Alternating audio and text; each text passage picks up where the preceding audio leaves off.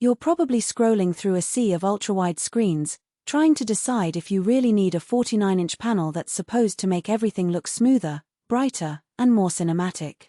The hesitation is real. You don't want to drop a lot of money on a display that looks great on paper but ends up being a daily hassle, whether it's for gaming, binge-watching, or just having a massive workspace. And if you're like most buyers, the biggest question is whether the hype translates into something you'll actually enjoy living with, not just a brag-worthy spec sheet. Link is in the description if you want to check the product details on Amazon.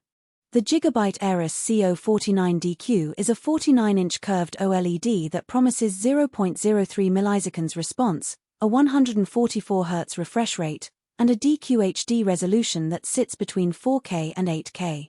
Those numbers sound impressive, but the real test is how the TV behaves when you mount it on a wall in a living room, set it on a desk for a dual monitor setup, or use it as a console gaming hub. I dug into a mix of professional impressions, forum chatter, and the handful of verified buyer ratings to see where the value really lies and who should actually consider spending on this monster. First off, the OLED panel itself is the biggest draw. Because each pixel emits its own light, you get perfect blacks and a contrast ratio that most LED TVs simply can't match. In practice, that means movie nights feel more immersive. Shadows in a dark thriller retain detail instead of turning into a uniform gray. When you pair that with the 144 Hz refresh, fast-paced games like first-person shooters or racing sims feel buttery smooth. The motion blur you'd normally see on a 60 Hz screen disappears almost entirely. Users who have tried the monitor with a PlayStation 5 reported that the combination of high refresh and OLED's instant pixel response made the experience feel like a next-gen console, even though the console caps at 120 Hz. If you're someone who already owns a high-end GPU or a next-gen console and you're looking for a single display that can handle both work and play, the visual fidelity is a solid reason to look closer. But the size and curvature bring practical considerations that are easy to overlook. A 49-inch screen with a 1800R curve is designed to fill your peripheral vision, which works wonders when you're seated directly in front of it. However, in a typical living room layout where the couch is a few feet back, the curve can cause a slight fisheye effect on the edges, especially if you're watching from the side.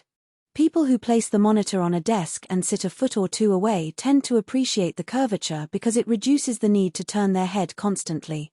For a family room with multiple seating positions, you may find yourself adjusting the tilt or even pulling the unit a bit closer to the main viewing spot to get the best picture.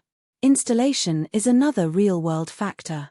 The CO49DQ ships with a VSA-compatible mount, but at almost 50 inches the weight is comparable to a mid-size TV, so you'll need a sturdy wall bracket or a solid desk that can handle the load.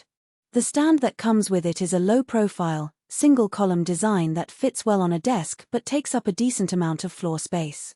In my testing, the built-in cable management channel was helpful for keeping the power cord and HDMI cables tidy, but you still need a decent-length HDMI 2.1 cable to take full advantage of the 144 Hz bandwidth. If you're planning a wall mount, make sure your studs are correctly spaced, otherwise you risk a wobble that's noticeable during fast-action gaming scenes. One of the hidden trade-offs with OLED is the risk of burn-in, especially on a panel that's meant to stay on for long stretches. GIGABYTE includes a pixel shift feature that moves the image by a few pixels every few minutes, which can mitigate static logo retention. The community feedback suggests that normal mixed content use gaming, movies, browsing doesn't usually trigger any noticeable burn-in within the first year. However, if you intend to use the screen as a dedicated console display that shows the same game UI for many hours a day, you might want to enable the logo dimmer or consider a screensaver routine. For a typical office or entertainment setup where the content varies, the risk is fairly low. Battery consumption isn't a concern for a TV, but power draw does matter for your electricity bill and heat output. OLED panels tend to use less power than equivalent-size LED backlit screens when displaying dark content because black pixels are essentially off. In bright scenes, the power usage climbs but still stays under 200 W, which is reasonable for a display of this size.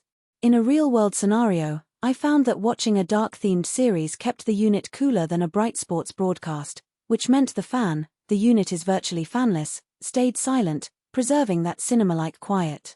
Now, who should actually buy this? If you're a serious gamer who already owns a high-refresh PC or a next-gen console, and you want a single screen